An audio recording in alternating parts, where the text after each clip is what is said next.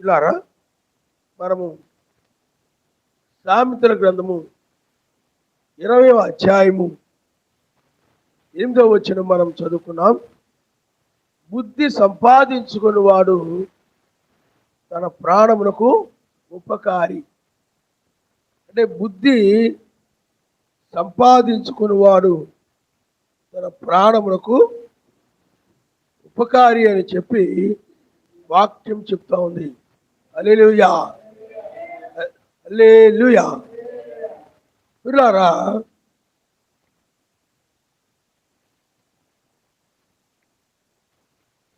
మనము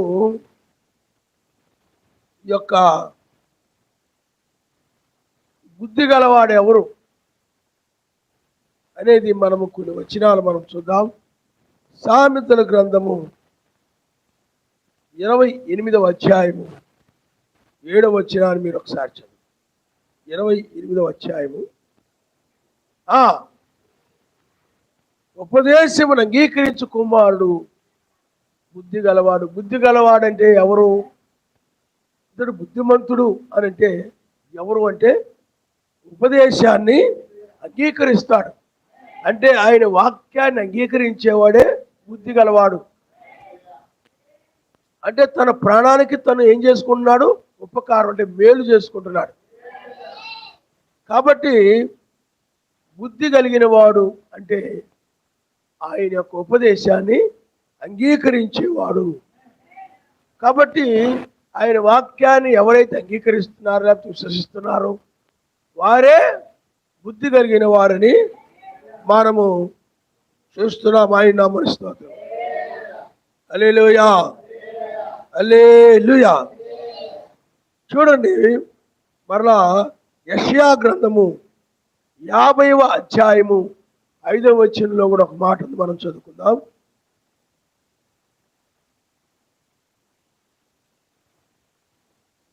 50వ అధ్యాయం 5వ వచనం. ఎలోహిము యావే, నా చెవికి విను బుద్ధి పుట్టింపగా నేను ఆయన మీద తిరుగుబాటు చేయలేదు, వినకుండా నేను తొలగిపోలేదు. అంటే వినేటువంటి బుద్ధి. కొంతమందికి మాట విననటువంటి బుద్ధి ఉంటుంది, కానీ మన బుద్ధి ఏమిటి చెప్పండి?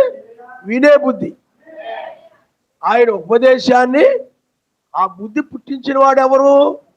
ఆయన పుట్టిస్తేనే ఆ ఉపదేశాన్ని అంగీకరిస్తావు తప్ప. చాలామంది ఎందుకు ఆయన నామములో బాప్తిజం పొందండి, అది సత్యం అని అంటే, చాలా సంఘాల వాళ్ళు ఆనాడు బ్రహ్నాం గారి మీద, జాన్సన్ గారి మీద తిరుగుబాటు చేసి వాళ్ళు నమ్మలేదు. ఆ రోమన్ క్యాథలిక్ సంఘం తీసుకొచ్చినటువంటి త్రిత్వంలో బాప్తిజాన్ని, అంటే అమలు చేసినటువంటి రోమన్ క్యాథలిక్ సంఘం ఆ బాప్తిజాన్ని అన్ని సంఘాలు అనుసరిస్తూ వెళుతున్నాయి తప్ప మాట వినకపోవడమే తిరుగుబాటు ఉంది. ఎందుకంటే వాటికి ఆయన వినే బుద్ధి ఇవ్వలేదు.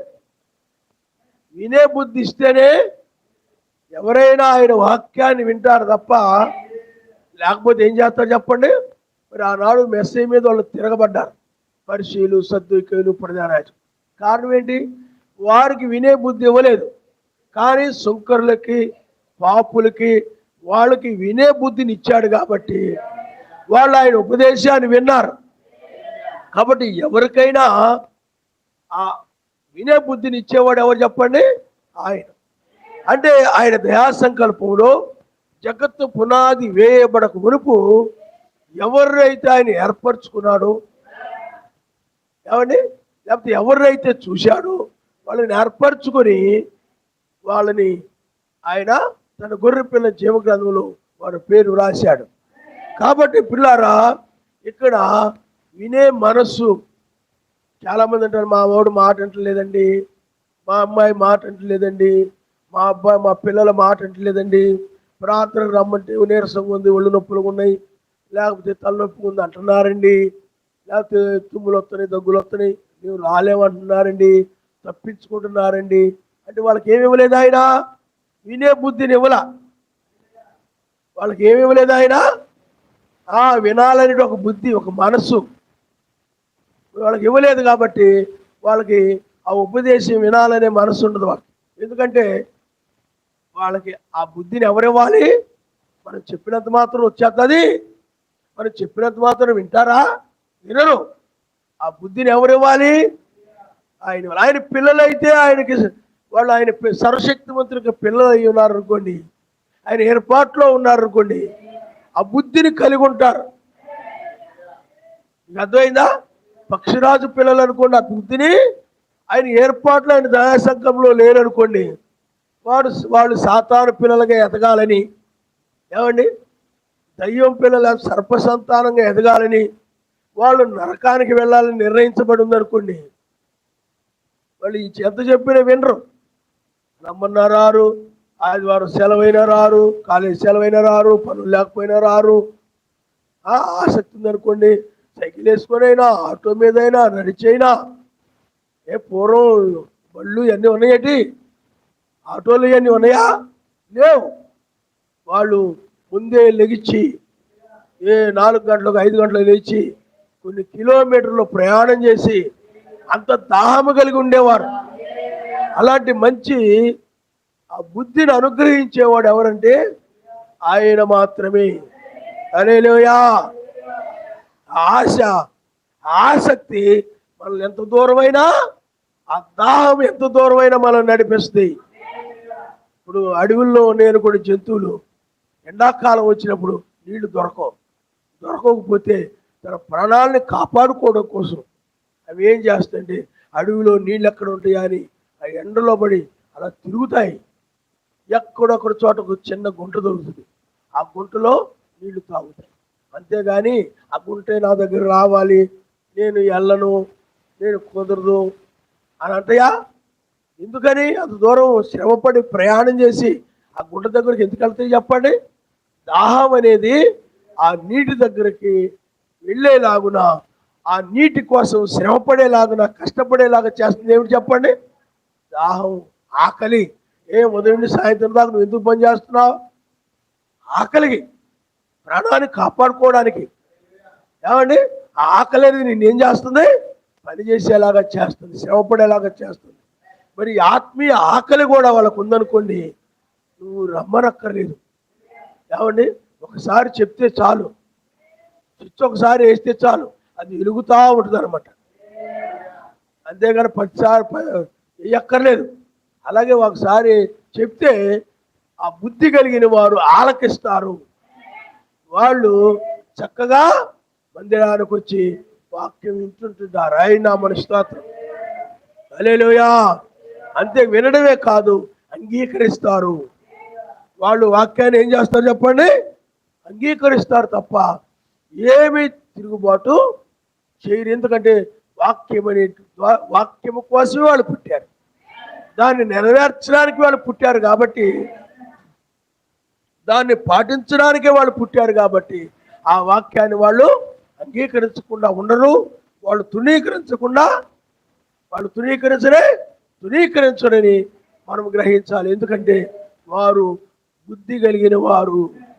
ఎందుకంటే అది వాళ్ళ ప్రాణానికి ఉపకారని వాళ్ళకు తెలుసు, వాళ్ళ ప్రాణాన్ని అది కాపాడుతుందని వాళ్ళకు తెలుసు.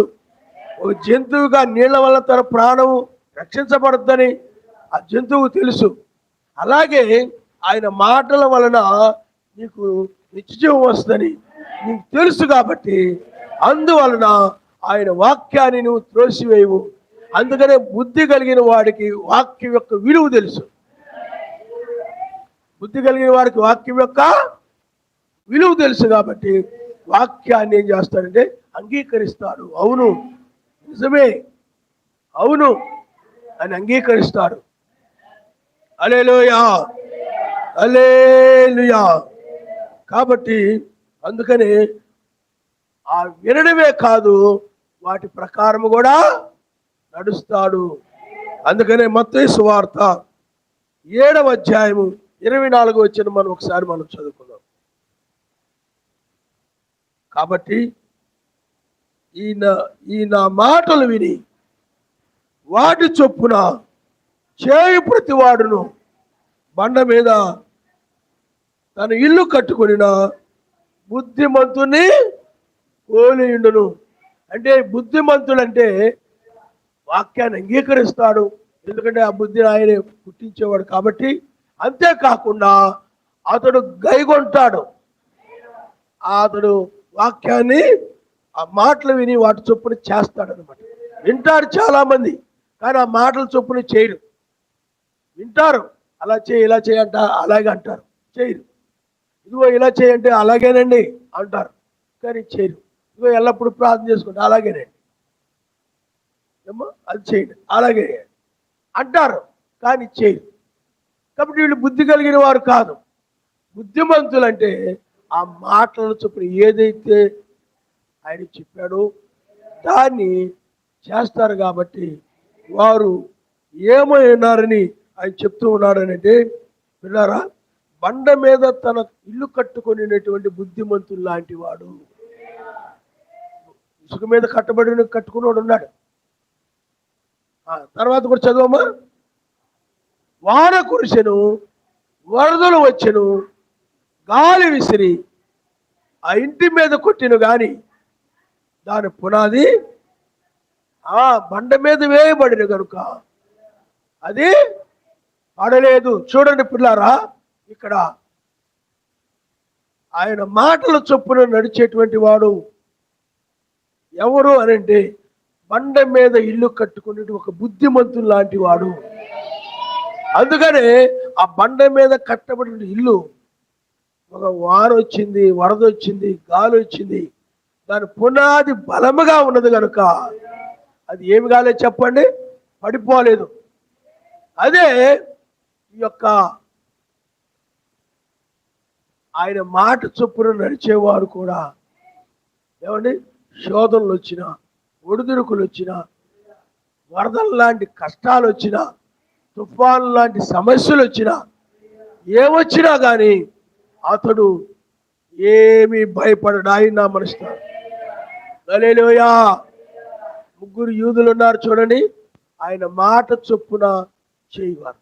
వాళ్ళ బండ మీద కట్టబడిన ఇల్లు ఎలాగో వాళ్ళు కూడా అలాగే విగ్రహారాధన చేయకూడదు సర్వశక్తిని చెప్పినప్పుడు ఆ మాటను బట్టి, దాన్ని బట్టి మేము విగ్రహారాధన చేయమన్నారు.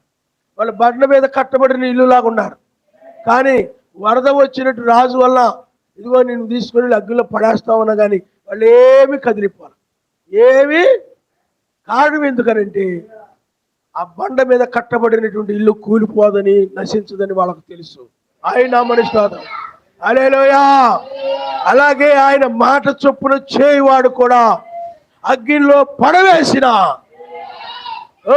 ఆయన రక్షిస్తాడు తప్ప ఆ ఇల్లు కాలిపోదని వాళ్ళకు తెలుసు. ఆయన మనిషిస్తాడు. హల్లెలూయా, హల్లెలూయా.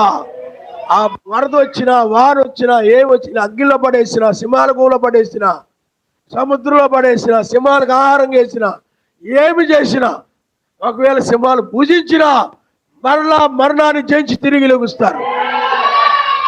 ఎందుకంటే ఆ బండ మీద కట్టబడిన ఇల్లుకి ఎలాగైతే అది నాశనం అవ్వదో వరద వచ్చినా ఏమొచ్చినా, అలాగే ఆయన మాట చొప్పున నడిచేవారు కూడా నాశనము లేదు. కూలిపోవడం అనేది ఉండదు, చనిపోవడం అనేది ఉండదు. నిద్ర అని బైబిల్ చెప్తుంది తప్ప మరణాన్ని శాశ్వతమైన ఎడబాటు కాదు ఆయన మనుస్తాడు. హల్లెలూయా. కాబట్టి అందువల్లే బుద్ధిమంతుడంటే ఆ యొక్క మాట చొప్పున నడిచేవాడే బుద్ధిమంతుడు. అందుకని ఆయన యొక్క వాక్య ప్రకారం నడిచేవారిని ఏ అపవాది ఎన్ని శోధనలు ఒడిదుడుగులు కలుగు చేసినా వాడు నాశించేది. యోబు ఉన్నాడు బైబిల్లో. యోబు బుద్ధిమంతుడు, సర్వశక్తిమంతుడి యొక్క వాక్యాన్ని అంగీకరించిన వాడు. అతడి ఇల్లు అంటే అతడి జీవితము బండ మీద కట్టబడింది. శోధనలు వచ్చాయి, ఒడిదుడుగులు వచ్చాయి. ఏమన్నా కూలిపోయాడా? ఏమైనా నశించాడా? కొట్టుకుపోయిందా ఇల్లు ఏమైనా? ఆ శోధనలు ఏమైనా కొట్టుకుపోయాడా? ఏమి కొట్టుకుపోవాలి? కారణం ఏంటి? అతడు ఏదో విని అంగీకరించి నిజమే సత్యమే అని అంగీకరించి కరెక్ట్ అని అంగీకరించి వెళ్ళిపోయేవాడు కాదు. అతడు ఆ మాట చొప్పున చేసేవాడు, అతడు నడిచేవాడు. అందుకని అతని గురించి సర్వశక్తిమంతుల భయభక్తులు కలిగి చెడుతనమును విసర్జించిన వాడున్నది బైబిల్లో. హల్లెలూయా. ఎందుకంటే చెడుతనాన్ని విసర్జించి ఆయన వాక్య ప్రకారం నడుమని ఆయన చెప్తాడు తప్ప మరి ఏమీ చెప్పడు. కాబట్టి యోబు ఆ బండ మీద కట్టబడిన ఇల్లు వలె అతడు ఉన్నాడు. అందుకనే అతడికి మరణము లేదు. అందుకనే అతడు శరీరం పాడైపోయినప్పటికీ కూడా మరలా శరీరం మారింది. మరలా కోల్పోయిన దాన్ని రెండంతలు అతడు పొందుకున్నాడు. కానీ అతడు తర్వాత మరణించిన మనం ఆయన మరలా తిరిగి కలుసుకుంటాం. యోబు ఆయన కలవరి శిలువలో ప్రాణం పెట్టినప్పుడు మృతులు లేపబడ్డారు. ఆ సమయంలో యోబు కూడా లేచాడు. హల్లెలూయా. అందుకనే నిత్య జీవపు మాటలు, ఆ మాటల చొప్పున చేసేవారికి బండ మీద కట్టబడిన ఇల్లు ఏ ప్రమాదం లేకుండా ఎలా అయితే క్షేమంగా ఉంటుందో అలాగే ఆయన మాటల చొప్పున నడిచే వారికి కూడా ఏ అపాయము రాదు. హల్లెలూయా. వచ్చినా వారిని కాపాడువాడు, కునుకడు, నిద్రపోడు. అందుకనే వాక్యాన్ని అంగీకరించడమే కాదు, బుద్ధిమంతుడు వాక్యాన్ని అంగీకరించడమే కాదు, ఏమండి దాన్ని చొప్పున చేస్తాడు బుద్ధిమంతుడు. అందుకనే బుద్ధిమంతుడు నశించడు, బుద్ధిమంతుడి నాశనము చేయడు. హల్లెలూయా. ఇప్పుడు నువ్వు కూడా ఆయన నామములో బాప్తిజము, ఆయన ఒక్కడిని నమ్మావు, ఆ నామంలో బాప్తిజం పొందావు. ఇప్పుడు నువ్వు పరిశుద్ధాత్మను పొందుకున్నావు, ఆ వాక్య ప్రకారం నడుస్తున్నావు. ఇప్పుడు నువ్వు బుద్ధి కలిగిన కన్యకి, నువ్వు ఇప్పుడు బుద్ధిమంతుడు అయి ఉన్నావు. హల్లెలూయా. కాబట్టి ఈ బుద్ధిమంతులను గురించి ఆయన ఏం చెప్తున్నాడంటే ఒక వచనాన్ని మనం చూద్దాం. పిల్లారా, రెండవసారి వచ్చి ఆయన రక్షిస్తాడని మనం ఒకసారి మత్తయి సువార్త 25వ అధ్యాయము మొదటి నుండి మీరు ఒకసారి చదువు. పరలోక రాజ్యము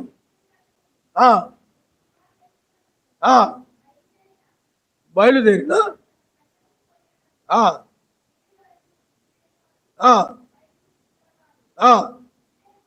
బుద్ధి లేని వారు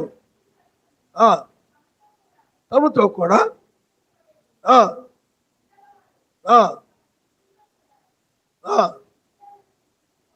సిద్ధిలో నుండి తీసుకొని పోయి పెళ్లి కుమారుడు ఆలస్యము చేయగా వాళ్ళందరూ కొనికి నిద్రిస్తున్నారు. అర్ధరాత్రి వేళ ఇదిగో పెళ్లి కుమారుడు అని ఎదుర్కొని రండి అని కేక వినబడిను. అప్పుడు ఆ కన్యకులందరూ లేచి తమ డ్యూటీలను చక్కబరిచిరు. కానీ ఆ బుద్ధి లేని ఆ కన్యకులు డ్యూటీలు ఆరిపోవచ్చున్నవి కనుక ఈ నూనెలో కొంచెము మాకీయుడని బుద్ధి గలవాడిని అడిగారు. అందుకు బుద్ధి గల కన్యకులు మాకును మీకునిది చాలదేమో, మీరు అమ్మవారి వద్దకు పోయి కొనుక్కొనుడని చెప్పిరి. వారు కొనబోచుండగా పెళ్లి కుమారుడు వచ్చెను. అప్పుడు సిద్ధపడి ఉన్నవారు అతనితో కూడా పెండ్లి విందుకు లోపలికి పోయిరి. అంతడు తలుపు వేయబడిను. ఆ తరువాత తక్కిన కనికలు వచ్చి అయ్యా అయ్యా మాకు తలుపు తీయమని అతడు మిమ్మల్ని ఎరుగనని మీతో నిశ్చయముగా ఆ దినమైనను ఆ గడి అయినను మీకు తెలియదు కనుక. ఆమేన్. హల్లెలూయా. ఇప్పుడు ఆ బుద్ధి కలిగి ఏమండి ఆ ఇంటి మీద అంటే బండ మీద ఇల్లు కట్టుకున్నట్టు ఒక వధువు ఉంది. అర్థమైందా? అంటే ఆయన మాటలు చొప్పున చేసినటువంటి వధువు అంటే బండ మీద ఇల్లు కట్టుకున్నట్టు ఒక ఇల్లు కట్టుకున్నటువంటి, లేకపోతే ఆ ఇంటికి ఆ ఇల్లు ఆమెకి ఛాయగా ఉందన్నమాట. ఆ ఇల్లు ఎలాగో బండ మీద కట్టబడిన ఇల్లు ఎలాగో ఈమె కూడా ఆయన మాటల చొప్పున నడుస్తూ ఆ విధంగా ఉన్నది. కాబట్టి ఈమె బుద్ధి కలిగింది. బుద్ధిమంతుడు ఎలాగైతే బండ మీద ఇల్లు కట్టుకుంటాడో అలాగే ఈమె కూడా బుద్ధి కలిగిన వధువు. బండ అంటే ప్రత్యక్షత. కాబట్టి ఆమె ఒక ప్రత్యక్షత కలిగి ఆయన యొక్క వాక్యం మీద నిలబడి ఉంది. హల్లెలూయా. కాబట్టి బుద్ధి కలిగినటువంటి ఆయన వధువుని ఆయన రెండవ రాకడలో రక్షిస్తానని చెప్పాడు. ఆయన నమ్మనిస్తాడు. ఇప్పుడు బుద్ధి కలిగిన కన్య కంటే ఎవరు చెప్పండి? ఆయన యొక్క వధువు అంటే నామములో బాప్తిజం పొందినటువంటి వధువు. చూడండి మీరు అపోస్తుల కార్యము 2:38 మీరు ఒకసారి చదవండి. అపోస్తుల కార్యం 2:38. పేతురు, మీరు మారు మనసు పొంది పాప క్షమాపణ నిమిత్తము ప్రతివాడు యాశ్వామెస్ అంటే యేసుక్రీస్తు నామములో బాప్తిజం పొందిని అప్పుడు మీరు పరిశుద్ధాత్మ అనే వరాన్ని మీరు పొందుతారు. కాబట్టి పరిశుద్ధాత్మ అంటే నూనె. కాబట్టి ఆయన నామములో బాప్తిజం పొంది పరిశుద్ధాత్మ కలిగి ఆయన మాట చొప్పుని ఎవరైతే నడుస్తున్నారో వారు బుద్ధి కలిగిన వధువై ఉన్నారు. అంటే బండ మీద ఇల్లు ఎలాగైతే కట్టబడిందో ఆ ఇంటి వంటి వారై ఉన్నారు. బండ మీద కట్టబడిన ఇల్లు వలె ఉన్నారు వాళ్ళు. అంటే ఆ ఇంటి బండ మీద కట్టబడిన ఇల్లుకి ఎలాగైతే నాశనము లేదో వీరికి కూడా నాశనము లేదు, వీళ్ళకి మరణము లేదు. ఏది కూడా వీళ్ళని పడగొట్టలేదు, కూల్చివేయలేదు. వీళ్ళని సాతాను కూడా జయించలేడు. సాతాను కూడా ఏం చేయలేడు చెప్పండి.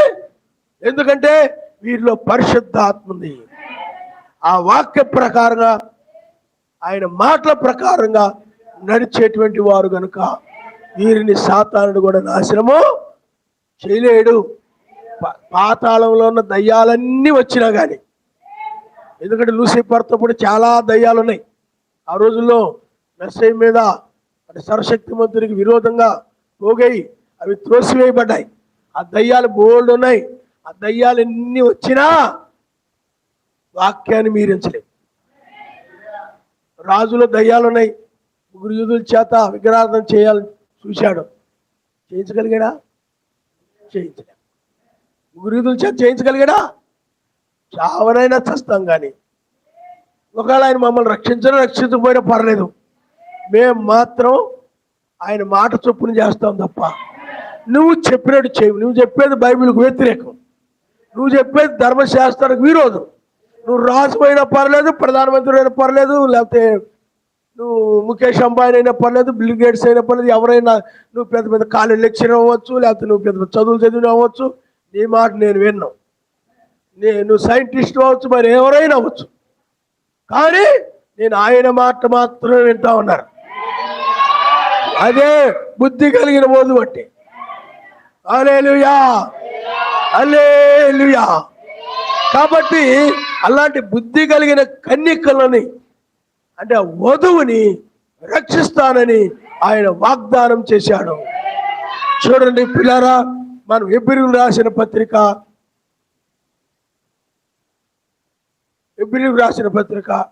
9వ అధ్యాయము 28వ వచనాన్ని మీరు ఒకసారి చదవండి.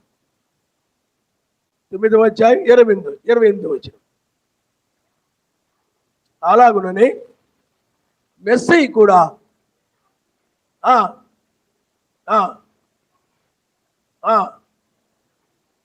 చూడండి హెబ్రీయులకు రాసిన 9:28లో తన కొరకు కనిపెట్టుకుని ఉండు వారి రక్షణ నిమిత్తమై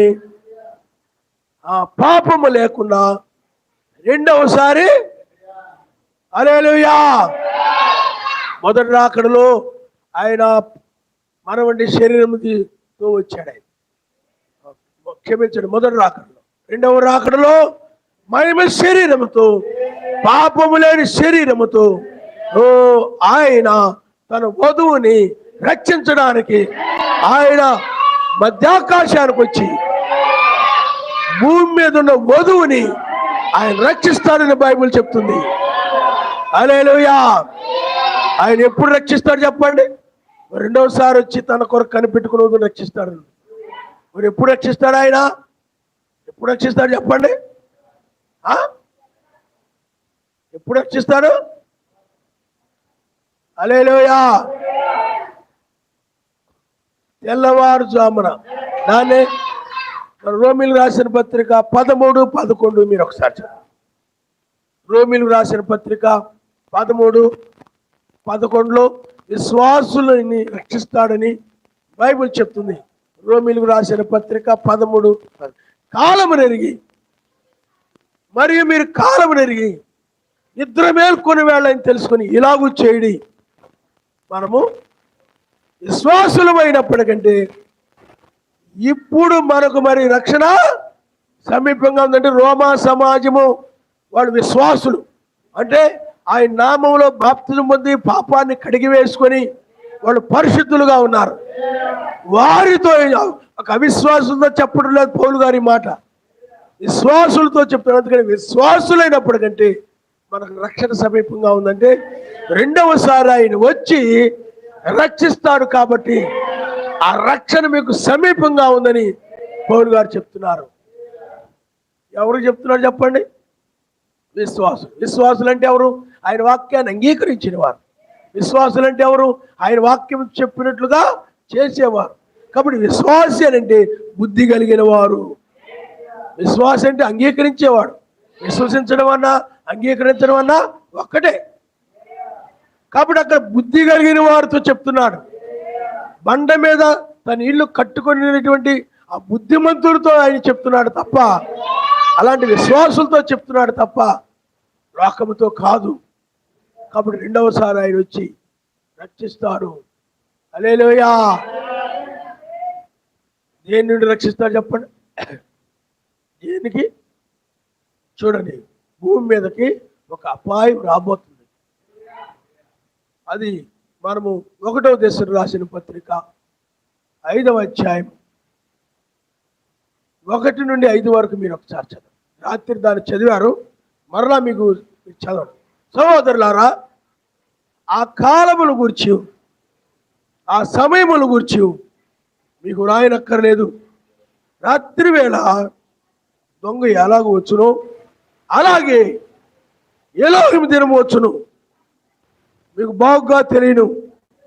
లోకులు నెమ్మదిగా ఉన్నది, భయమేమీ లేదని చెప్పుకొని చూడగా గర్భిణీ స్త్రీకి ప్రసవ వేదన వచ్చినట్లు వారికి ఆకస్మికంగా నాశనము తటస్థించును కనుక వారెంత మాత్రము తప్పించుకొనలేరు. సహోదరులారా, ఆ దినము దొంగ వలె మీ మీదకు వచ్చుటకు మీరు చీకట్లో ఉన్నవారు కారు. మీరందరూ వెలుగు సంబంధులను పగటి సంబంధులు అయి ఉన్నారు. మనం రాత్రి వారము కాము, చీకటి వారము కాము. కావున ఇతరుల వలె నిద్రపోక, అంటే బుద్ధి లేని కన్యక వలె నిద్రపోక మెలకువగా ఉండి మొత్తులుగా ఆకయిందము. అంటే బుద్ధి కలిగిన కన్యక వలె మెలకువగా ఉండి మొత్తులముగా ఆకయిందము. నిద్రపోవారు రాత్రి వేళ నిద్రపోతారు, మత్తుగా ఉండేవారు రాత్రి వేళ మత్తుగా ఉంటారు. మనం పగటివారమై ఉన్నాం కనుక మత్తులమై ఉండక విశ్వాస ప్రేమలను కవచము రక్షణ నిరీక్షణ శిరస్త్రాణమును ధరించుకుందాము. ఎందుకనగా మన ఎలోహిమైన యెహోవా మెస్సీ ద్వారా రక్షణ పొందుడికే సర్వశక్తిమంతుడు మనల్ని నియమించిన గాని ఉగ్రత పాలవుడు నియమించలేదు. హల్లెలూయా. ఆ మాట చదువుతుంటే హల్లెలూయా కాకుండా అలా మొత్తుకు కూర్చోడు. ఎందుకని బుద్ధి లేని కనికలు మొత్తుగా ఉంటాయి కథలలో. ఆ వాక్యం చదువుతున్నా కానీ వాటికి ఆనందం ఉండదు, అవి నా జీవితంలో నెరవేరుతున్న సంతోషం ఉండదు వాటికి. అవి బుద్ధి లేని. నిజమైన వధువుకి ఆ మాటలు చదువుతుంటే ఇప్పుడు నా ఈ కాలంలో నేను పుట్టిన కాలం నెరవేరుతున్నాను, దానికి ఆ వధువుకి ఆనందం వేస్తానమాట. కానీ బుద్ధి లేని కనుక ఇలా కూర్చొని వీళ్ళందరూ ఎర్రోళ్ళు ఆమెను అని ఆనందపడిపోతున్నారు. నాకేం ఆనందం లేదు. ఇలా చక్కగా ముడుచుకొని చేతులు ముడుచుకొని చక్కగా ఏమండి అందుకని అలా ముడుచుకొని కూర్చుంటే అవి కదలలేనివి అన్నమాట. బైబిల్లో పక్షిరాజులు కదులుతాయి, ఎగురుతున్న పక్షిరాజులు అన్నది బైబిల్. కోడి పెట్టలు ఏం చేస్తే చెప్పండి, కూర్చొని ఉంటాయి అనమాట. అలా అంటే కదలలేవు, చెయ్యెత్తి ఆమెను స్థుతించలేవు, ఆనందం ఉండదు వాటికి. ఈ వర్తమానం చదువుతున్నా కానీ ఆనందం లేకుండా అలా చూస్తుంటాయి అనమాట. అలా చూస్తూ ఉంటాయి, ఏమి కదలకుండదు వాటి. అందుకే మొత్తుగా ఉన్నాయన్నారు చూసారా, ఇవే మొత్తుగా మందంగా కూర్చొని ఉంటాయి అనమాట. కూర్చొని ఉంటారన్నమాట అలాగా, ఏమి కదలకుండా బాగా ముద్దపప్పులాగా. అంటే ముద్దపప్పు ఉంటే చూసారా, అలా గిన్నెలో పెడితే కదలకుండా అలాగుంటుంది. అలా కుర్చీలో కూర్చొని ఉంటారు అన్నమాట. చక్కగా నీట్గా ముడుచుకొని, చక్కగా నీట్గా, చేయి కదలకుండా, నోరు కదలకుండా. ఏమండి, ఆ చెవుల మీద పోతుందో చెవుల్లోకి వెళ్ళిపోతుందో తెలియదు. చెవుల్లోకి వెళ్తే కదులుతాయి, హృదయంలోకి వెళ్తే కదులుతాయి, కానీ వాడు హృదయంలోకి వెళ్దాం. అది చెవుల మీద వింటవే, హృదయంలోకి వెళ్తే కదులుతుంది కానీ హృదయంలోకి వెళ్ళట్లా. అందుకని ఈ వాక్యం చదువుతున్నా అలాగ నాకేం సంబంధం లేదన్నట్టుగా చూస్తూ ఉంటారన్నమాట. వాళ్ళే మొత్తుగా ఉన్నవాళ్ళు అంటారన్నమాట. అర్థమైందా? మొత్తుగా ఉండేవాళ్ళు ఎవరు చెప్పండి? చెల్లించరు. ఆయన రక్షించబడుడికే దాని మనల్ని ఉగ్రత పాలొకటికి నియమించలేదు అన్నప్పుడు, అంటే మెస్సీ ద్వారా రక్షణ పొందుడికే సర్వశక్తిమంతులను మనం నియమించిన కానీ ఉగ్రత పాలొకటికి మనకు నియమించలేదు అన్నప్పుడు సంతోషం ఉండదు. అలా కూర్చొని చూస్తుంది. అలా కూర్చొని ఏం చేస్తారు చెప్పండి? వాళ్ళనే మొత్తుగా ఉంటారంటే వర్తమానం చెప్పినా కానీ మందంగా ఉంటారన్నమాట. నాకేం సంబంధం లేదన్నట్టుగా, నేను పరలోకం వస్తానా ఏంట్లే, నేనేం రాను కదా, ఆయన ఎన్నిసార్లు చెప్పినా, ఎంత చెప్పుకున్నా నేనేం రాను పైకి, నేను ఇక్కడే ఉంటానన్నట్టుగా మొత్తుగా ఉంటుంటారన్నమాట. కానీ నిజమైన వధువు ఏం చేస్తారు చెప్పండి? మెలకువ కలిగి ఉంటుందని చెప్తున్నాడు. పగడు సంబంధి కాబట్టి ఆమె వాక్యమును బట్టి, ఆమె వాక్యాన్ని మెలకుగా ఉంటుంది కాబట్టి వాక్యాన్ని నెరవేర్చబడడం చూసి ఆమె ఆ రక్షణను గుర్తిస్తుంది. ఆమె నేను ఇప్పుడు రక్షించబడబోతున్నాను ఒక ఆనందం అన్నమాట. కానీ బుద్ధి లేని కనికి మొత్తుగా కూర్చొని పక్కోళ్ళు అరుచుకుంటున్నా కానీ నాకేం సంబంధం లేదు. మొత్తుగా పొద్దున్న బాగా తిట్టదనమాట. బాగా అందరూ 4 ఇడ్లీ తిన్నారనుకోండి, 10 తింటది. మొత్తుగా కూర్చోండి, భర్త తినేదాకా, పిల్లలు తినేదాకా, అందరు తినేదాకా తింటాం. పిల్లలు అనుకుంటారు మా అమ్మ తిండిపోతూ, నాకు తిండిపోయి పాస్ట్గా చెప్పేది కరెక్టే అనుకుంటారు. కాబట్టి పిల్లరా, మీరు ఆలోచించేయండి. ఇక్కడ మొత్తుగా ఉన్నది ఏంటి చెప్పండి? తిండి వల్ల, ఐక్య విచారం వల్ల మీ హృదయంలో మందంగా. ఎందుకంటే ఇక్కడ బుద్ధి లేని కన్యక మొత్తుగా ఉందంటే ఆమె చూడండి, నిద్రపోవారు రాత్రి వేళ నిద్రపోదురు, మొత్తుగా ఉండువారు రాత్రి వేళ మొత్తుగా ఉందరు. కాబట్టి మనము పగటి వారమై ఉన్నాం కనుక మత్తులమై ఉండక, వీళ్ళు రాత్రి వారు కాబట్టి మత్తులుగా ఉంటారు. వీళ్ళ మీదకే ఉగ్రత వచ్చింది. కావాలంటే మీరు లోకాసు వార్తలో చూడండి, ఉరి వచ్చినట్లు వచ్చేది వీళ్ళ మీదకే లోకాసు వార్త. ఎందుకంటే పాస్టర్ గారు ఆత్మహత్యని గురించి మొత్తంగా చెప్తారు. ఎందుకు మీరు అనుకుంటారు, వీళ్ళే ప్రమాదంలో పడాది. అది ఉండకూడదనే చెప్తున్నాను నేను, ఉండమని చెప్పడం లేదు. లోకాసు వార్త 21వ అధ్యాయము. మీ హృదయమును ఒకవేళ తిండి వల్లను, చూడండి, మత్తు వల్లను, ఐక్య విచారం వల్లను మందముగా ఉన్నందున ఆ దినము ఆకస్మికంగా మీ మీదకి ఊరి వచ్చినట్లు రాకుండా మీ విషయమై మీరు జాగ్రత్తగా ఉండండి. తిండి వల్ల గనక మీ హృదయాలు, తిండి వల్లను, హృదయాలకు సంబంధం ఉందంటే తిండికి హృదయానికి. బాగా తింటే వస్తుంది చెప్పండి, హృదయానికి మొత్తం వచ్చేది, మందం వచ్చేది. ఆ మందం వచ్చి అది ఏమవుతుందంటే వాక్యం వింటున్నా కానీ దానికి హృదయంలో ఆనందం రాదు, కదలిక ఉండదు, మొత్తుగా అలా కూర్చొని ఉంటుంది. అదేంటంటే పెట్ట, కోడి పెట్ట. పక్షిరాజు వేరు, కోడి పెట్ట వేరు. అందుకే బ్రహ్మం గారు చెప్పాడు అవి రెండూ ఉంటాయంట. బ్రహ్మం గారు ఏం చెప్పారంటే కోడి గుడ్లు, పక్షిరాజు గుడ్లు రెండిటిని పొదిగిస్తే అవి రెండు పొదిగాయి. రెండు కలిసి చక్కగా పనులు చేసుకున్నాయి. మీటింగ్స్ వచ్చినప్పుడు చక్కగా ఒక పెట్టలో పక్షురాజు కలిసి చక్కగా అవి కూడా బాప్తిజం పొందాయి. చక్కగా కలిసి మెలిసి చక్కగా ఉంటున్నాయి. కానీ ఇవి మాత్రం మొత్తుగా ఉంటుంటాయి అనమాట. పక్షిరాజు పిల్లలు కొంచెం చలాకీగా ఉంటాయి, చురుగ్గా ఉంటుంటాయి. ఆయన వాక్యం చెప్పినప్పుడు కదులుతా చాలా చలాకీగా ఉండేది. ఆ పక్షిరాజు ఆకాశానికి వచ్చి అరవగానే ఈ పక్షిరాజు పిల్లలు వెళ్ళిపోయాయి. మొత్తుగా ఉన్నాయి చూసారా, ఉండిపోయిన కింద ఎగరలేవు కదా, పైకి ఎగరలేవు. ఆ గోడ మీదకి ఏమండి, ఆ గోడ మీదకి, ఆ చెట్టు మీదకి, ఆ బండ మీదకి, ఇంట్లో గూటి మీదకి ఎగురుతాయి అంతే. ఆకాశంలోకి ఏం చేయలేదు చెప్పండి. లేకపోతే ఇంటి మీదకి ఎగిరి ఇంటి మీద ఎక్కడో పైన ఉంటాయి. మా ఊళ్ళో ఆ ఇళ్ళ మీద పడుకుని కోళ్ళు, పాక అనమాట వాళ్ళకి. పాక మీదకి ఎక్కి పైనుండే అనమాట. ఆకాశానికి ఎగరలేవి, అంతవరకే ఎగురుతాయి. అలాగే ఈ మొత్తుగా ఉండేవాళ్ళు కూడా అంతే. అందుకనే రక్షణ ఉగ్రత రెండవ రాకడలో అని ఇక్కడ బైబిల్ చెప్తుంది. రాత్రి సంబంధమైన వారికి, మొత్తుగా ఉన్న వారి మీదకి ఏమవుతుందంట, ఆయన ఉగ్రత వచ్చేస్తుందంట.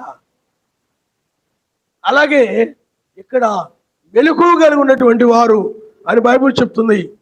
అంటే మనము నిద్రపోక ఏమండి, మెలకువగా ఇతరుల వలె నిద్రపోక మెలకువగా ఉండి, మొత్తులము అంటే ఇతరుల వలె నిద్ర మోకంతో కూర్చొని ఉంటారనమాట. మొత్తుగా నాకు ఇంకా నిద్ర సరిపోలేదు, 9 గంటలకు పెట్టవచ్చు కదా ప్రార్థన అన్నట్టుగా కూర్చొని ఉంటారన్నమాట. ఇలాంటి వాళ్ళు నిద్ర మొత్తుతో ఉంటారు. కానీ నిజమైన వధువు మెలకువ కలిగి ఉంటుంది. మెలకువ కలిగి ఉండండి. లోకాసువార్త 8వ అధ్యాయంలో ఎల్లప్పుడు కూడా ప్రార్థన చేస్తూ ఉంటుంది, ప్రార్థిస్తూ ఉంటుంది. కాబట్టి పిల్లారా, ఆయన యొక్క వధువు అది మెలకువ కలిగి ఉండే వధువు. కాబట్టి ఇప్పుడు 1996లో ఆయన నిజమైన ఆయన వధువుని రక్షించడానికి 96లో వేకుచుక్కగా ఆయన బయలుపరుచుకున్నాడు. ఇప్పుడు ఆయన వేకుచుక్కగా వచ్చాడు. ఇప్పుడు ఎందుకు వచ్చాడనంటే మనల్ని రక్షించడానికి. అలాగే రాత్రి అంటే ఈ లోకంలో మొత్తుగా నిద్రపోతున్నటువంటి మొత్తు ముఖం వేసుకొని ఆ కనులు అలా కునుకుపాట్లు పడుతూ, వాక్యం వింటున్నా కానీ కునుకుపాట్లు పడుతూ, ఇలాంటి వారు ఉగ్రతలో వేయడానికి. అందుకనే ఆయన మంచి ఫలములు ఫలించినటువంటి వారిని తీసుకొని వెళ్ళడానికని, ఫలించని ప్రతి చెట్టు కూడా నరికి అగ్గిలో వేయడానికని ఆ విధంగా రెండవసారి వస్తాడని బైబిల్ చెప్తుంది. కాబట్టి ఇప్పుడు ఆయన వచ్చిన కాలంలో మనం ఉన్నాము. అందుకనే రెండవ రాకడ ఎప్పుడు ఆరంభమైందంటే తెల్లవారుజామున ఆరంభమైంది. ఎందుకంటే రెండవసారి వచ్చి ఆయన ఎప్పుడు రక్షిస్తా అన్నాడు, నిద్ర మేల్కొని వెళ్ళలో రక్షిస్తా అన్నాడు. కాబట్టి ఇప్పుడు మనకి బాప్తిజం పొంది రక్షించబడ్డావు, కానీ రెండవసారి వచ్చి కూడా రక్షిస్తానన్నాడు, విశ్వాసులు రక్షిస్తానన్నాడు. కాబట్టి ఇప్పుడు మనము నిద్ర మేల్కొని వేళలో రక్షించబడే వారంగా మనం ఉన్నాం. హల్లెలూయా, హల్లెలూయా. అందువల్ల ఈ వర్తమానం ఏం చేస్తుందంటే, వధువు ఆ బండ మీద కట్టబడిన వధువు, బుద్ధి కలిగిన వధువు మాత్రమే ఈ వర్తమానాన్ని అంగీకరిస్తుంది. హల్లెలూయా.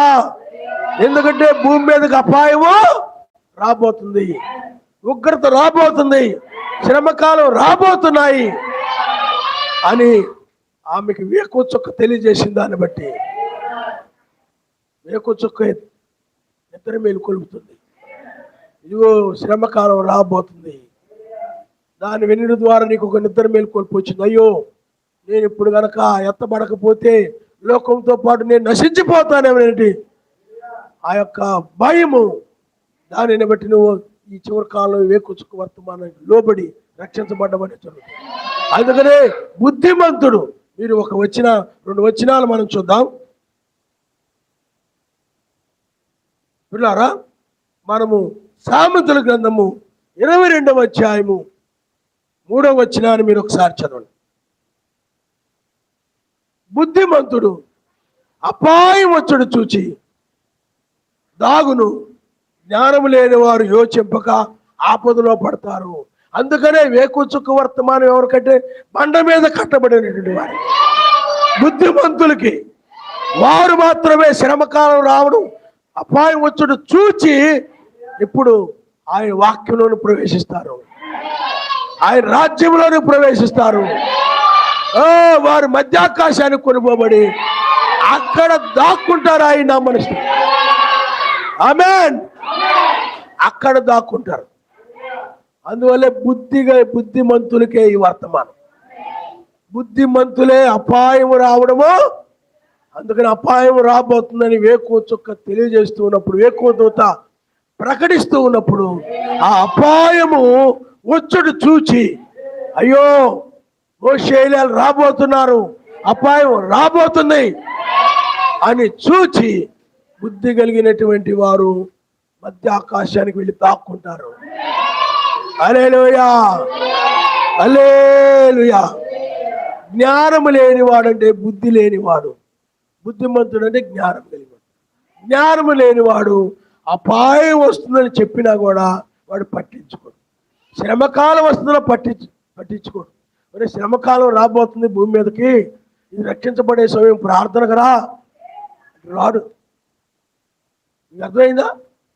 ఆరాధనకు రా, వాక్యం విను, ప్రార్థన చేసుకో. ఈ తెల్లవారుజామున శరీరాలు మారి ఎత్తబడతాం, నీ శరీరం కూడా మారుతుంది, నువ్వు పరలోకం వస్తావు అని అంటే వినడం. నేను రాను, నాకు ఆ వర్కులు ఉన్నాయి, ఈ వర్కులు ఉన్నాయి, ఆ ఫ్రెండ్ దగ్గరికి వెళ్ళాలా, అవి రాసుకోవాలా, ఇది చేసుకోవాలా అని ఏదో ఒక సాకులు చెప్తూ ఉంటాడు అనమాట. బుద్ధి లేనివాడు అనమాట. బుద్ధి లేనివాడు. బాప్తిజం పొంది కూడా అలా ఉంటారు కొంత. కాబట్టి పిల్లారా, ఇంకొక వచ్చిన మనం చదువుదాం. చూడండి పిల్లారా, మనము 27వ అధ్యాయము 12వ వచనాన్ని మీరు ఒకసారి చదవండి. బుద్ధిమంతుడు అపాయం వచ్చుడు చూచి దాగును, జ్ఞానము లేని వారు యోచింపక ఆపదలో పడతారు. ఇప్పుడు బుద్ధిమంతుడైతే, బుద్ధి కలిగిన వారైతే వారి బుద్ధే వారికి ఉపకారి, వారి బుద్ధే వాళ్ళకి మేలు చేస్తుంది. అందువలన ఈ బుద్ధిమంతుడు ఏం చేస్తాడండి, అపాయం వచ్చుడు చూచి ఏం చేస్తాడు చెప్పండి? మధ్య ఆకాశానికి వెళ్ళి, తెల్లవారుజామున మధ్య ఆకాశానికి వెళ్ళి దాక్కుంటాడు. హల్లెలూయా. అదే జ్ఞానం లేనివాడు, బుద్ధి లేనివాడు నమ్మడం.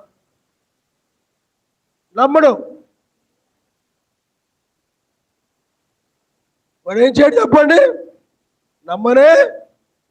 నమ్మడు. అతడు ఏమనుకుంటాడు? తన దృష్టికి తాను జ్ఞానిని అనుకుంటాడు. అందుకే ఆడు శ్రమల్లో పడిపోతాడు.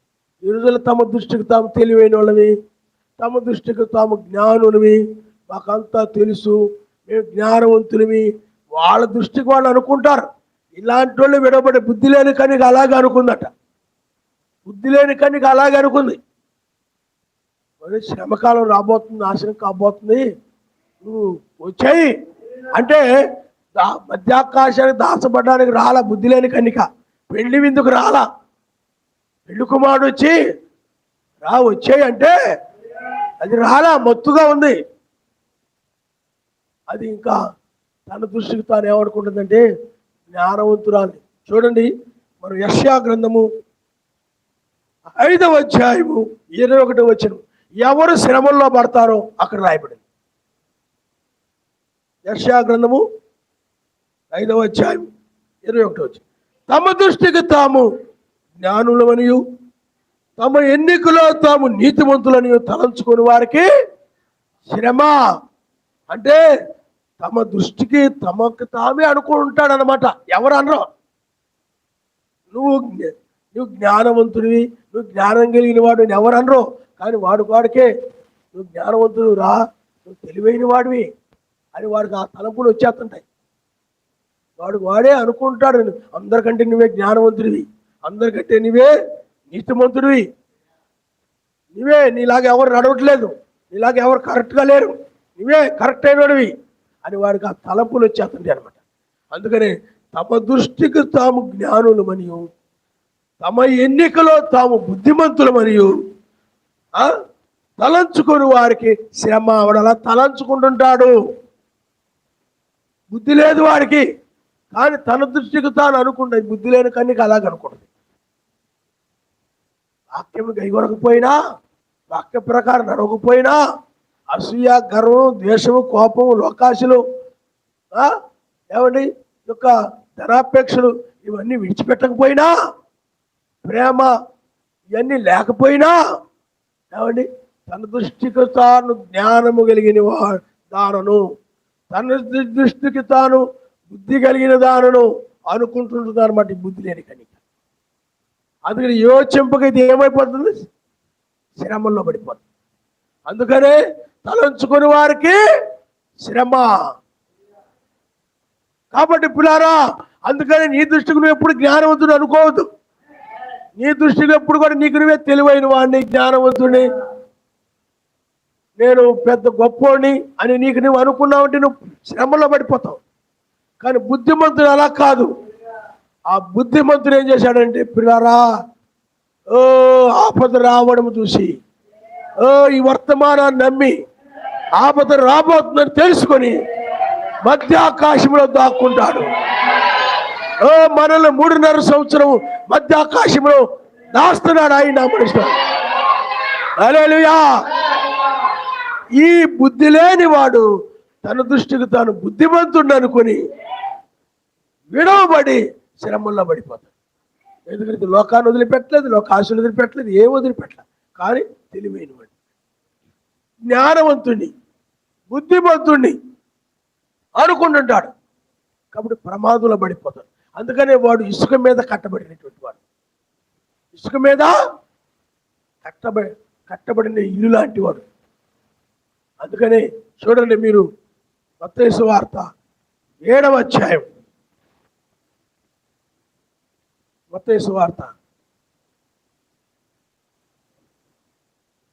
చూడండి ఒకసారి.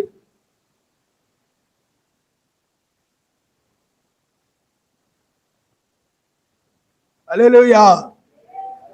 చూడండి 21వ వచనం నుండి, ప్రభువా ప్రభువా, లేకపోతే మెస్సియా మెస్సియా అని నన్ను పిలుచు ప్రతివాడు పరలోక రాజ్యంలో ప్రవేశించుడు గాని పరలోకమందున తండ్రి చిత్త ప్రకారం చేయవాడే ప్రవేశించును.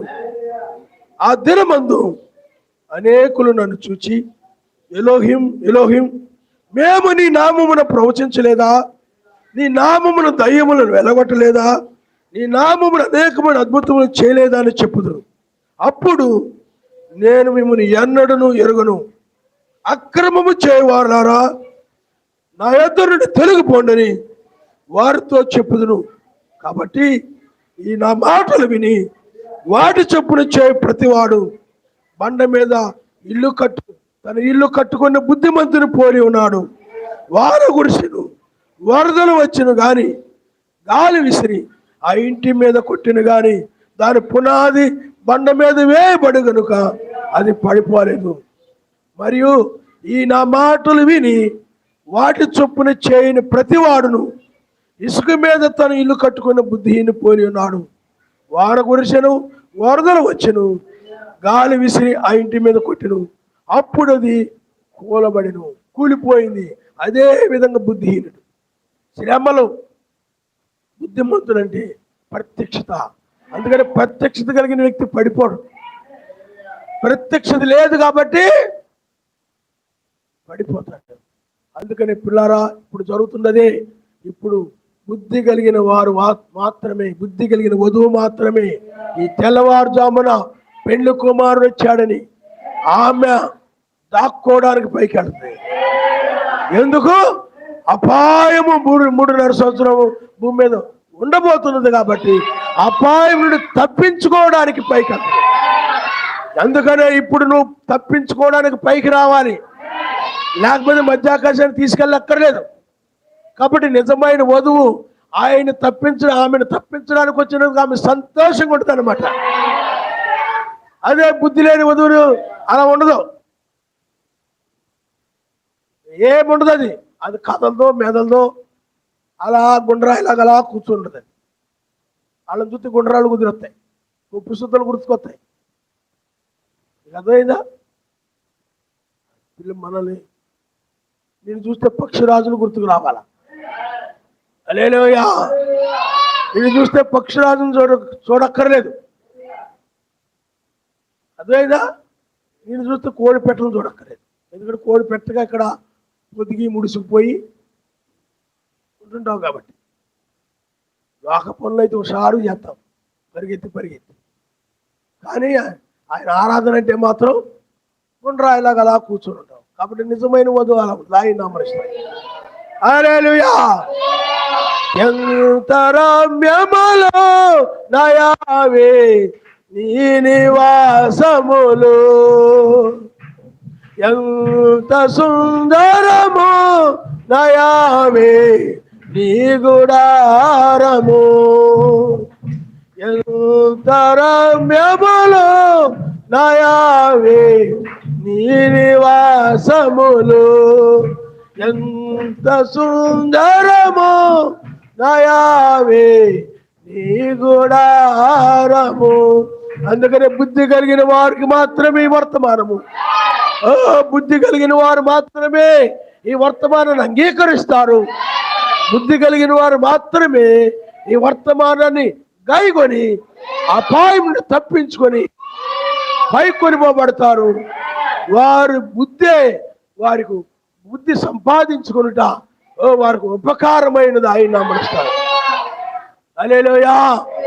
అందుకనే వాక్యం అనేది మనకు బుద్ధినిస్తుంది.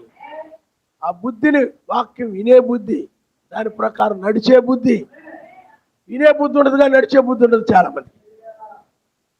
అర్థమైందా? అలా దాక్కోవాలనే బుద్ధి కొంతమంది. ఏమండి? నీకు కూడా దాక్కోవాలనే బుద్ధి ఈ చివరి కాలంలో. అందుకని బుద్ధి కలిగిన వారు అంటే ఆయన వాక్యమును విని దాన్ని గైకొనినటువంటి బుద్ధి కలిగిన వారు రాబో అపాయం వచ్చునని తెలుసుకొని దాక్కుంటారు పైకి. అయితే ఈ బుద్ధి లేని వారు అపాయం వస్తుందని చెప్పినా తమ దృష్టికి తాము జ్ఞానులు అనుకొని మాకంతా తెలుసు, స్కూల్లో కాలేజీలో అన్నీ చెప్తున్నారు, లేకపోతే నేను నా స్నేహితుల ద్వారా ఇవన్నీ నేను తెలుసుకున్నాను అని అనుకొని, లేకపోతే మాకు మా చర్చిలో పాస్టర్ గారు అలా చెప్పారు, మా చర్చిలో పాస్టర్ గారు ఇలాగ చెప్పారని ఆ దుర్బోధనలు నమ్మి చాలామంది ఆ విధంగా తమ దృష్టికి తాము బుద్ధిమంతులవి, తమ దృష్టికి తాము మాది సత్యమైన సంఘం అని ప్రతి సంఘం కూడా అలాగ అనుకొని తమ దృష్టికి తాము బుద్ధిమంతులు అనుకొని తమ దృష్టికి తాము క్రైస్తవులం అనుకొని ఆపద ఎప్పుడు వస్తే వాళ్ళకి తెలియక ఆపదలో పడిపోతారు. మనకైతే తెలిసింది, మనం తప్పించుకుంటాం. బుద్ధి లేని వారికి తెలియదు. అందుకని అతనికి శ్రమ. చెప్పిన వాడు నమ్మడం. ఎందుకంటే తమ దృష్టికి తాను జ్ఞాని అనుకుంటాడు, ఇంక ఎదురుటాడు మాట ఏమంటాడు? తమ దృష్టికి తాను బుద్ధిమంతుడు అనుకుంటాడు, ఉపదేశాన్ని ఏమంటాడు వాడు? ఏడో. అందుకని లోకరీతిగా గనులైన జ్ఞానం కలిగిన వారిని పిలువబడలేదు, కానీ లోకరీతిగా ఎన్నిక లేని వారిని, బలహీనుల్ని, ఆయన తృణీకరించబడిన ఆయన్ని పిలిచాడని బైబిల్ చెప్తుంది. హల్లెలూయా! కాబట్టి అపాయం రాబోతుంది. కాబట్టి మనము తప్పించుకొని మధ్యాకాశంలో ఆ పెండ్లి విందులో దాక్కునే సమయం ఇదేనని నువ్వు గ్రహించాలి. ఇది లోకమునికేదో సువార్త ప్రకటించే కాలము కాదు. ఎందుకంటే 2000 సంవత్సరాల లోకానికి సువార్త ప్రకటించబడింది. ఇక లోకానికి ఇంకా సువార్త ప్రకటించే కాలం ఇది కాదు. కానీ సువార్త ప్రకటించినటువంటి వధువు, ఆ సువార్త ప్రకటించిన ప్రకారం నడిచిన వధువు ఇప్పుడు అపాయము రాబోతుందని వేకూచుక చెప్పుడు ద్వారా అపాయకరముగా ప్రపంచం మారబోతున్నది. కాబట్టి ఈ అపాయములో పడకుండా తప్పించుకునే సమయం ఇది అని ఆమె ఎరిగి అపాయములో ఉన్న లోకాన్ని వదిలిపెట్టి వెళ్ళిపోతాయి నా మనస్తాడు. హల్లెలూయా! ఎందుకంటే ఇక ప్రపంచం ఇక అపాయము కరంగా ఉండబోతుంది, డేంజర్గా ఉండబోతుంది, ప్రమాదకరంగా ఉండబోతుంది. అంటే ఇక ప్రాణాలు అపాయం అంటే చెప్పండి. అక్కడక్కడ ట్రాన్స్ఫార్మర్లు ఉంటాయి, కరెంటు ట్రాన్స్ఫార్మర్, అక్కడ ఏం చేయాలి అపాయం అని రాస్తారు. ఏంది ప్రాణాలు పోతాయి తాకితే. అలాగే రేపు భూమి మీద కూడా చాలా భయంకరమైన పరిస్థితి ఉంటుంది. ఇలాగే ఉంటుంది. ఇలాగే చక్కగా అవి వండుకొని పొద్దుటే తిని ఇలాగ ముద్దుగుప్పులా కూర్చొని ఇలాగే ఉంటాం. సెల్ ఫోన్ చూసుకుంటా, వీడియో గేములు చూసుకుంటా అలాగే ఉంటాం. లేకపోతే ఇలాగ మార్కెట్కి వెళ్ళి శుభ్రంగా అయితే పనులు చేసుకుంటూ ఇలాగే ఉద్యోగాలు చేసుకుంటూ సంపాదించుకుంటూ చక్కగా ఇలాగే సుఖంగా బ్రతుకుతాం అని కళలు కంటున్నావేమో, నశించిపోతావు. ఈ కళలు కాదు నువ్వు కనాల్సింది, ఈ కళలు కాదు. ఈ లోకం నేను తప్పించబడతాను, మధ్య ఆకాశానికి వెళతాను, మధ్యాకాశంలో ఆయన కలుసుకుంటాను. హల్లెలూయా, హల్లెలూయా. అదే ఆ కళలు కనాలి. హల్లెలూయా. మా పిల్లల పనికి వెళ్తున్నారు, లేకపోతే చదువుకుంటున్నారు, ఉద్యోగాలు చేస్తారు, రేపు మంచి జీతాలు వస్తాయి. మమ్మీ నేను చదివిన చదువుకంట 1,00,000 వస్తుందంట నెలకి. చాలా గొప్పదానివే అనుకుని సంబరపడిపోతుంటాం. 1,00,000 వస్తుంది నెలకి, అప్పుడు నేను బాగా బతుకుతాను లోకంలో. డాడీ నేను ఇలా చేస్తాను, పొంగిపోతుంటాను. ఆ కబుర్లిని బూరెలు తిన్నట్టు లడ్డూలు తిన్నట్టు పొంగిపోతుంటావు. కానీ ఆ కళలు కాదు కనే సమయం ఇది. మా ఊడు 1,00,000 పెట్టి చదివిస్తున్నాను తెలుసా. నేను కళలు కంటున్నా ఆడు మంచి ఉద్యోగం వస్తుంది, మా బంధువులందరిలో కూడా ఆడికి మంచి ఉద్యోగం వస్తుంది, ఆడు బోర్డు సంపాదిస్తాడు. నేను ఏదో చిన్న ఇల్లు ఉన్నాను కానీ వేద్దది కొనేస్తున్నాడు. ఆడు కూడా సంబంధాలు అడుగుతున్నారు ఇప్పుడే కాబట్టి అని ఎక్కడా ఏమిటని చూస్తున్నావు. కళలు గను అలాంటి లోకరీతిగా కళలు కనే వాళ్ళందరూ ఉంటారు ఇక్కడే. ఈ వర్తమానం విని అప్పాయి నుండి నేను తప్పించుకొని మహిమ శరీరంతో ఆయన దగ్గరికి వెళతాను, ఆ నీతిమంతులు కలుసుకుంటాను, ఆ నీతిమంతులతో ఉంటానని చెప్పి ఆయన వధువు కలలు గంటా ఉంటుంది. అదే నిజమైన వధువు. తల్ల వంచుకోండి, మనం ప్రార్థన చేసుకుందాం. హల్లెలూయా, హల్లెలూయా. ఈ వర్తమానం అంగీకరించేది బుద్ధి కలిగిన వధువు మాత్రమే. అప్పాయి నుండి తప్పించుకోవాలనుకునేది బుద్ధి కలిగిన వధువు మాత్రమే. బుద్ధి కలిగిన వారు మాత్రమే. బుద్ధి లేని వారు అప్పాయి నుండి తప్పించుకోవాలనుకోరు. ఇంకా ఈ లోకంలోనే ఉండాలి, ఈ లోకంలోనే తింటూ త్రాగుతూ ఈ లోకంలోనే లోకాన్నంత అనుభవిస్తూ లోకంలో వచ్చి నేను కూడా కొనుక్కొని అనుభవిస్తూ లోకంలో ఉండాలనుకుంటారు. వీరే ప్రమాదంలో పడతారు. హల్లెలూయా, హల్లెలూయా. ఈ సంఘాలకి తెలియదు ఆపద ఎప్పుడు వస్తుందో తెలియదు కాబట్టి వాళ్ళు తప్పించుకోలేరు. అందరూ ఆపదలో పడిపోతారు. మనకి ఆపద వచ్చే సమయము మనకు ఆయన తెలియజేశాడు కాబట్టి రాబో ఆపద నుండి మనం తప్పించుకుంటున్నాము.